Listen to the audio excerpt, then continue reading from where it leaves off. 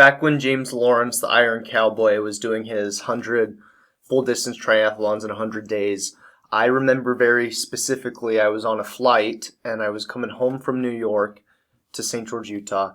And as the flight was taking off, I was listening to an Imagine Dragons song and scrolling through his Instagram, watching him do these full distance triathlons. And I knew I had to go do one with him. And so had been into running for a while. I'd done one of like a sprint triathlon, a couple of those. But then when I realized I wanted to go do a full distance triathlon with him, I realized I needed to train a little bit. I needed to get better at biking and be able to manage swimming 2.4 miles. And so when I got home, I started doing all sorts of, he might have been at like day 50 at this point, if I'm remembering correctly. And he still had 50 more, and I wanted to go do one with him. So I started training. And so I started doing all the different things, biking, running, swimming. And then there was one day where I decided to do a half full distance triathlon because I was going to go up there in a couple weeks to do a full with him. And so I just set out, did it on my own. I got the biking done, or the swimming and biking done. And then I came home and had a migraine and decided not to do the half marathon. So I was resting all day, and then there was just a part of me that decided to get back out there, and so I went and did that half marathon. So I probably rested for like 5 hours after swimming and biking a half distance triathlon. And then I knew I'd be able to muster a full distance triathlon because I gritted out that half. So on his 76th full distance triathlon, I drove up to Salt Lake City, and I accomplished a full distance triathlon with him. I remember swimming going all right.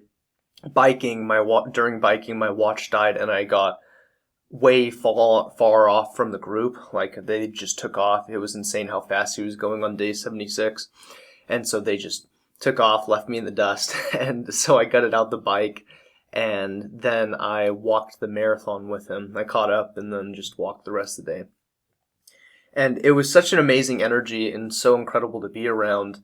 And I just knew I wanted to be more a part of it. And so the following week, I believe I did the full on a Saturday. The following week, I drove up because I went back home and I drove back up and I swam and did the marathon with him for 3 days in a row the following week. And I just knew I wouldn't be able to keep up on the bike. And so what I would do is I would swim in the morning with him.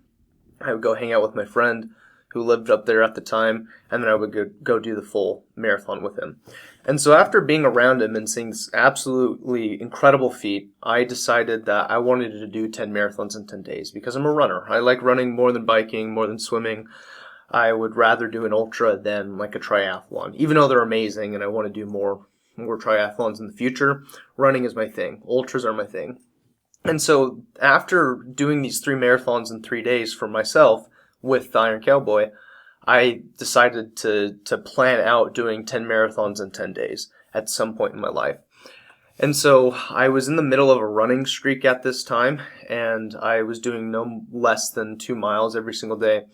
And I was closing in on doing this for a full year. So the way I decided to end my full year of running every single day, 2 miles or more, was to finish it out with 10 marathons in 10 days. And so this is just something that I felt inspired to do, and I wanted to attach a charity to it. So what I did is I raised money for the Sound of Life Foundation, who puts hearing technology on people who can't afford it. And so I started promoting it on social media. There was a news article done on me. I was making Instagram videos and Facebook posts and things like that, and raised a total of $20,000 for the Sound of Life Foundation. I want to get into some of the important factors and key things when it came to this 10 marathons in 10 days, because it was obviously a struggle.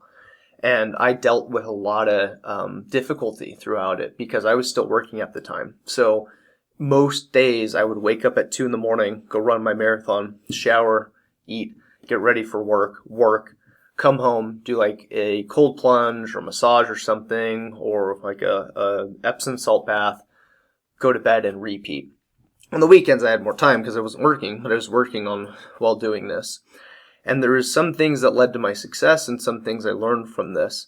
And the biggest factor was the conversation in my head. So this is the way I break down, I think, a very important mindset tip or trick. is the way I talk about it is there's forced thoughts and there's natural thoughts. That's the way I look at it, right? And I think this is a little bit different than positive affirmations.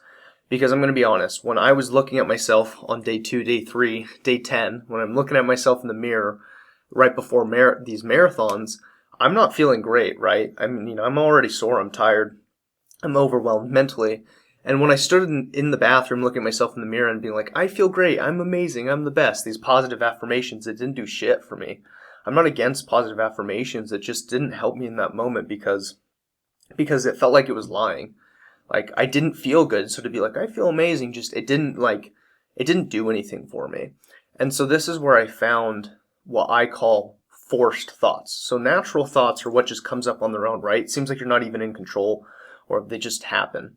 Me thinking, oh, I'm too sore, or I'm tired, I should go back to bed, or what if I get injured? I didn't train enough for this. Who am I to do 10 marathons in 10 days? Those natural thoughts, the negative talk would come up. And these positive affirmations weren't working.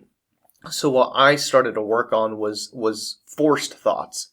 And they're not affirmations all the time. What forced thoughts are you forcing a conversation in your head, and quite honestly, a lot of it's questions. So as an example, when I'm having these natural thoughts of I don't think I can do this, I would force a conversation in my head with good questions. I would acknowledge the fact that I didn't feel good. It's like, I may not feel good, but what would it feel like if I accomplished this? Or how if I don't do this, I'm leaving money on the table for the foundation. So what can I do today? Or I may hurt or not feel good in this sense. What can I do instead? Or how can I adapt? The questions are what would keep my mind open to the possibility of accomplishment. Because again, when I didn't feel great and I'm sitting there saying, I'm amazing and I feel great, it didn't do shit. But when I forced a conversation in my head, acknowledging the fact that I didn't feel good, thinking, yeah, this sucks right now, and I might get injured, but what would it be like if I finish this? I'll be able to take time off. Why am I doing this? Those are the things that helped me get through. And I mean, I had a whole routine of eating, and getting water every 10 miles and things like that. But the most valuable thing I learned from this was the power of forcing thoughts and forcing a conversation. Because it's not necessarily you stuffing things down. I was fully acknowledging and aware of the things that were bothering me and the negative self-talk. But I would force a more inspiring motivation, open conversation with questions and phrases and statements. And this helped me get through the 10 marathons in 10 days. And actually on the 10th day, I ran 30 miles just because, fuck it, why not? I remember getting to 27 miles. Because basically what I would do is I'd run 26.2 miles and then walk 0.8 miles to just cool down and kind of register and chill out for the rest of it, or just, I don't know, soak up what I had just accomplished. And so when I got to 27 miles on the 10th day, I just did another 3 miles, because I like to quite literally go the extra mile. So the cool thing about forced thoughts versus natural thoughts is this is not a running specific thing. I've learned it a lot through ultra running or these multiple day events. But this is helpful in life, relationships. I have similar conversations with work when things are tough or maybe a flight's delayed.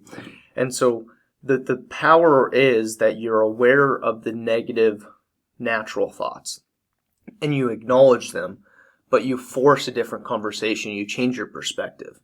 You kind of shut that down in a way while still being aware that those things are present and letting it fuel you. Hopefully this was valuable to you. If you have more questions about 10 marathons in 10 days, or you want to hear me break down more of what the day in the life looked like for that, I'd be happy to. Consider hitting that subscribe button if you like running, mindset, that type of content. If not, totally cool too. Your time's valuable nonetheless. So I appreciate your time, and I look forward to seeing you in the next one. Peace.